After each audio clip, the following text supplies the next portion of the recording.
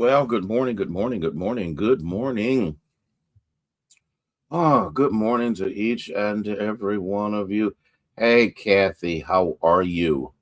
I pray you're staying warm. I really am, okay? Anna, good morning to you. Bless y'all, sweet potato souls.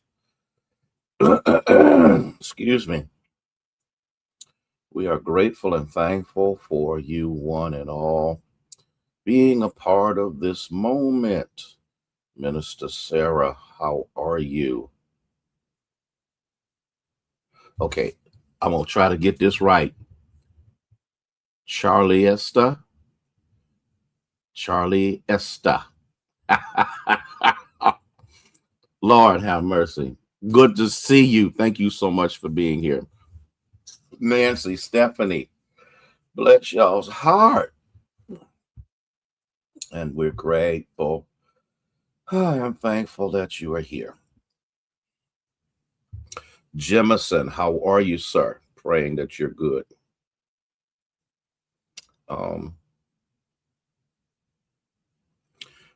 I pray that if you are at work, you are warm, you are taking care of yourself. Okay. I pray.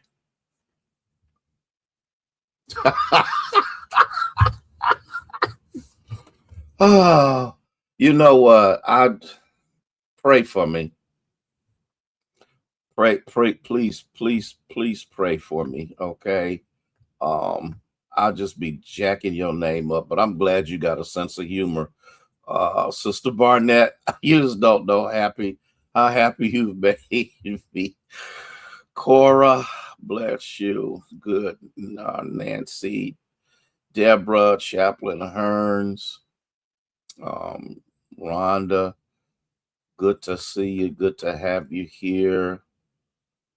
No, it didn't happen today. Okay. Yeah, I'm praying for you, Gina, that God will bless you and provide and stabilize that situation. Bernice, good to see you. Um, good to have you here, guy. Man, how are you? Yeah, well, Ethel, how are you? Cecile, praying that you are doing well. Valerie, good to see you. When I tell y'all my story, y'all gonna be like, I know you didn't do that. And I'm gonna be like, yes, I did. And Sister Barnett, you and I on Sunday, you're gonna write your name out and put all of the little hyphens and stuff in there so I can get your name right.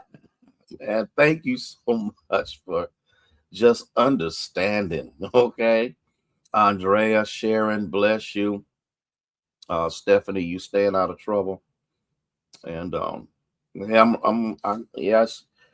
Let me tell you, let me tell you about my day. Or let me tell you about my night. We had sent a message out to the trustees to keep an eye out on the church. You know, it's cold.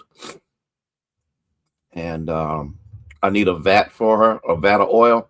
I'm gonna come up with something because I can only imagine. I can only imagine. Okay, Dean, bless your heart.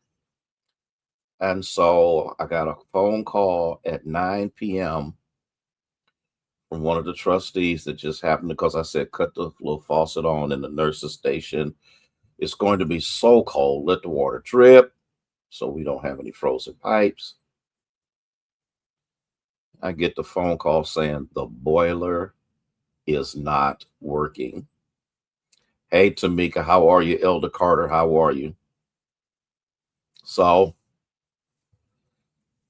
I guided the trustee on how to light the boiler again, and it did. Bless his name. There's a draft in that furnace room. Timothy, thank you so much. That's been there ever since I've been there, but the way the wind has been blowing, it keeps blowing the pilot light out. We went through all of that. It was like over 3,000, 5,000, 5,000. I forget what it was to get the new motor that circulates all of this. So I was told, but you know what? I ain't sure if it's gonna stay lit. Somebody's gonna have to check up on it. Blah blah blah blah. I look at Lady Harrison, um, Dr. Pam, and I get in my car and I go to the church. Hey Thea, last night and I'm gonna tell you how the Lord works. I started my car. I had to take the trash out. I started my car for some reason, just to warm it up, because it's going to be so cold. You know, I'm old school. Cut it off. Get this message. I'm like, So I go to the church. I get to the church. It's probably around about 10. And so I go down through there. Boiler is working. Know what need to be done. So I stay for a while. Then I go and I lay down for a little bit because I had to be at Southwood. Hey, Ayana, this morning at 6 o'clock, because I have a member who is scheduled to be there at 6:30 for surgery, Bertha. And so I scared myself. I set my alarm on my phone. Hey, Barbara, and I woke up at 4 a.m. panicking because I thought it said 6:30 or whatever time. I was like, oh my God, what am I going to do? Dr. James, how are you, sir? And come to find I didn't read it right, whatever. I get to the hospital, my member, and because that's what I do. I may not make a whole lot of like visits and stuff like that, but when you're having surgeries and stuff, I'm gonna be there. You know, plus I've been battling this virus and all this stuff. I go back to the church and it's working. It's working.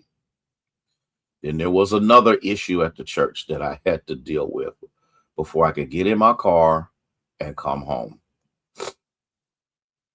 And I come home. I said, let me take a nap. Hey, Trinette. And I passed out. And my alarm went off and I didn't hear it. And I'm like, I'm getting ready to miss this. I mean, it's been a long time since I pulled an all-nighter. So we did what we needed to do. Everything is working. Everything is running. But guess what the problem is? It is. Thank you, James. I appreciate it, sir. It is bone chilling cold. And being out in that cold in the night and then the morning, it's like it's done gone into my bones. It's like I feel like I'm just freezing. But it's okay. I'm going to text the trustees and somebody can go through it because the office is closed today. It's too cold. So for those of you who had to go to work, man, I am praying for y'all. I'm praying for y'all because I'm praying for, hey, LMA, Sandra, I'm praying that you stay safe and stay warm. Because can I tell y'all something? This mess is going to go through until the end of this month. It's going to be that cold. So it just changed my whole schedule. I was washing clothes. That came to an end. I was finishing up some flyers and stuff for the men's prayer breakfast, the women's prayer breakfast. Okay. You know what? And you know what? If your car started today, y'all need to start shouting. Okay. Because when I say it was so cold. But guess what? God is a keeper. God provides. I'm just going to start my next load of clothes and I'm laying right back down. Okay. And I'm like, oh, I was so glad I didn't miss y'all. I'm just, Lady Harrison had to go get her hair done. It was funny. She gonna kill me when I tell you that she put the alarm on on the house like she was leaving because for the most part I'm not here during the day. We both fell out laughing. I was like, oh, I gotta listen. Let me talk about this lesson while I'm still in my right mind. Okay, I can't afford, and neither can you, to be jealous, to be envious, to get bent out of shape over what God may be doing in the life of somebody else just because you don't think he's doing anything for you or he's not doing what you want him to do.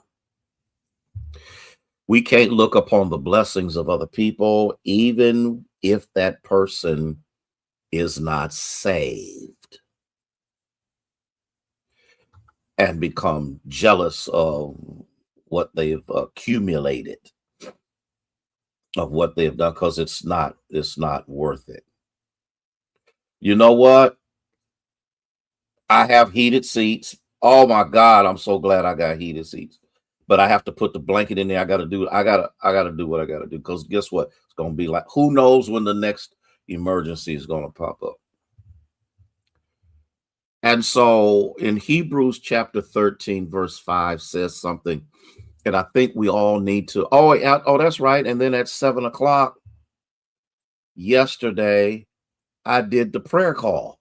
So, hey, Sabrina, I taught a lesson for about 15, 17 minutes, then prayed, and then all of this happened yesterday between yesterday and this morning. Isn't God amazing? So here's what it says. Make sure your character is free.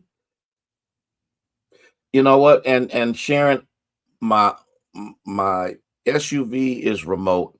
I have to get the thing loaded in something in the other one so that I can use my phone to start my car.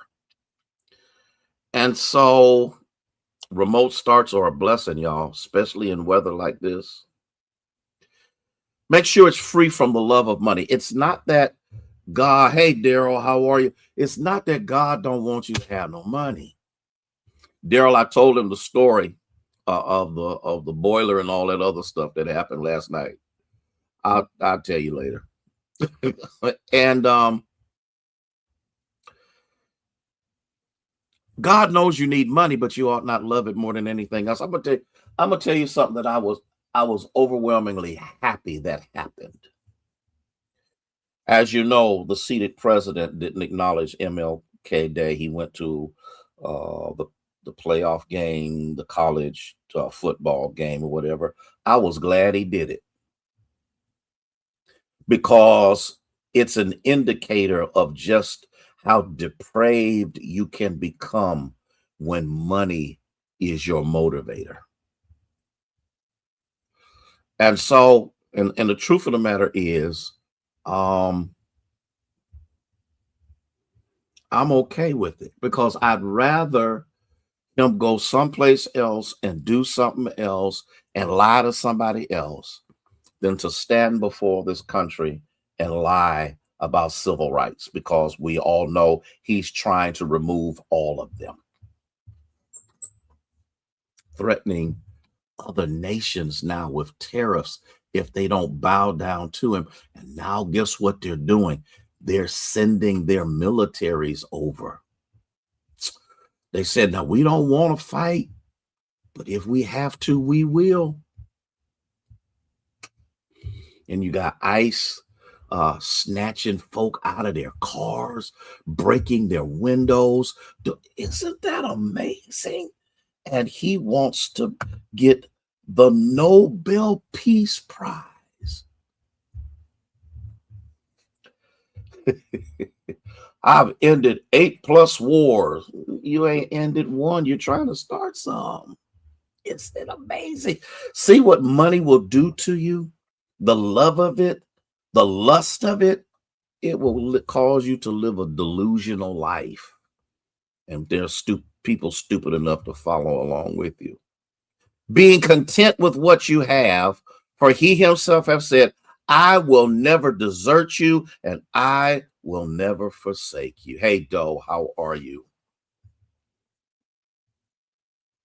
And so, if you know that God will supply, if you know that every need in your life is because he is your supplier, you quit looking at the supply line of somebody else. And here's what you do. You thank God for your supplies. And the one thing that I have learned is the more I thank him for what I have, the more he gives me that I don't even really know I need until it drops in my spirit. I'm so grateful. You don't know how grateful I was to get in that car at night to drive over to the church. My car said, I think 5 degrees, and to be able to get there, the car didn't break down. I had just filled my car with gas. And all of these things that happened, I get there, whatever was wrong, got it fixed, got it right, took care of one of my members, did what I needed to do, did a couple of things at the office just to make sure that the furnace don't break down, get in my car as tired as I was, and drive home and be safe. Hey, Jaleesa, how are you? And so I'm not going to worry about somebody else that won't acknowledge that this man died for what he's trying to take away. I start thanking God for what I have. I got one more passage I want to look at, and then I'm gonna let y'all go because I done ran over time.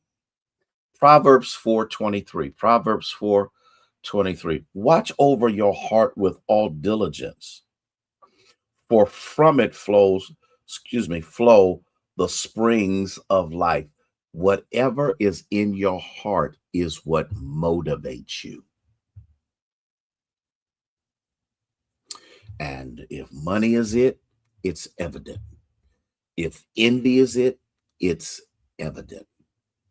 If self-centeredness and all, it's evident. If you are a giver, if you're a supporter, it's evident. Why? Because out of my heart flows my behavior.